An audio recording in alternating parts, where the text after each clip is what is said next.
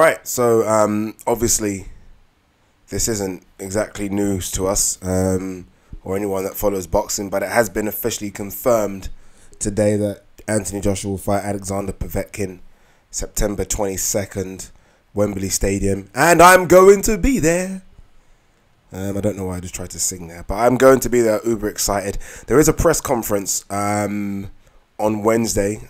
Just got confirmation of that. It says press only, so I wish I could give you guys the details if you live in London, but it is saying press only.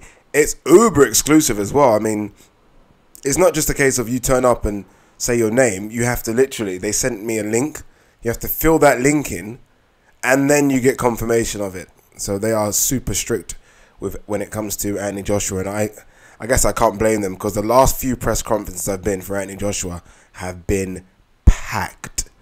I mean, super packed. Like, world media come over. I mean, you see CNN, ESPN cameras.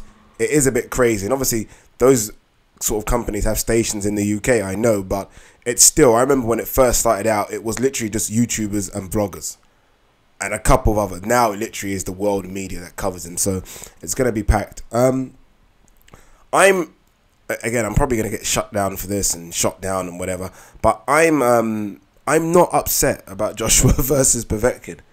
I'm not upset. As soon as I knew that Wilder wasn't going to happen, Povetkin for me was a great second option. It was a great second option. I'm not upset about it whatsoever. This is a guy that's only lost once to Vladimir Klitschko. I know people are going to say, look, he's 38 years old, he's off the drugs. Is he? He's off the drugs. So he's not the same Povetkin that smashed through the likes of Takam and Char. And who else did he beat in that little run?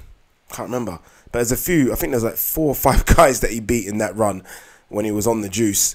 And he looked devastating. But nonetheless, like I said, he's only lost once. I have him in my top 5. I really do. So, and I'll ring off that top 5 for you. So my top 5 is Joshua, Wilder, in any order. I'm not going to have an argument. Joshua, Wilder. Luis Ortiz is still my guy, by the way. Luis Ortiz really is still my guy. Povetkin, and I can't think of the 5th, to be honest. Parker, maybe? I think Parker probably edges Dillian White and Pulev, maybe. So we're talking about a legit guy here. A legit guy that I think is, at worst, 4th best heavyweight in the world. I mean, what are we complaining about when the 1st or 2nd is fighting the 4th? Like, we do really have microwave memories, because, I mean, go look at your greatest ever heavyweights that you love. Go and look at the Tysons. Go and look at anyone. And like, on any given time, they did fight bum of the week sometimes. They did just travel and fight a nobody. Everyone did it. So for Anthony Joshua in his, what was it, 21st fight, to be fighting the guy ranked number 4, because he couldn't fight the guy ranked number 2, or he wouldn't fight the guy ranked number 2, I think it is not a problem whatsoever. And I think Povetkin comes to fight. I really do. I've not seen Povetkin in a dull fight, like, ever. Win or lose, and obviously he's only lost to Klitschko, but win or lose, he does come to scrap. Even the Klitschko one, where he's clearly getting beaten up, he comes to fight. So I think we could have an exciting fight here. I really do.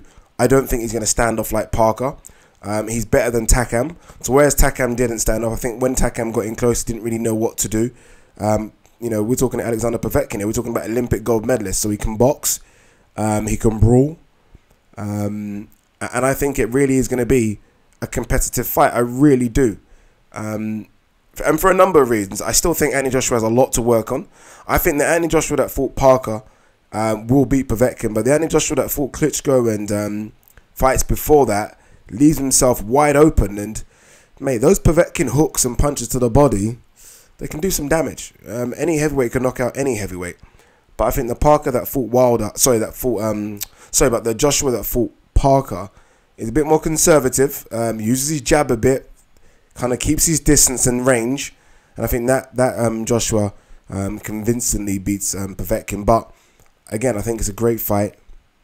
It's a good replacement for not having Wilder. Unless you could name another fight that you would have wanted. I mean, I would have wanted Luis Ortiz, but that's never going to happen. So I can't think of any other opponent out there other than Wilder that I would like to see Joshua fight. And I think that Joshua is still starting to get some good names on that resume. I mean, you look at that resume in the last sort of 6 or 7 fights, minus, I'd say, Melina. I think it's a decent little run that he's on. And, yeah, I'm excited for it. 90,000 people, Wembley. Maybe I'm being a bit biased because I'm going. Maybe I'm being biased because I'm going. Maybe if I wasn't going, I'd be pissed off right now. I don't know. I'd have to think about it closer to the time. But, again, just to say it's been confirmed. We all knew that, but it's good to get that confirmation, right? But what do you guys think? Leave your comments below. Peace.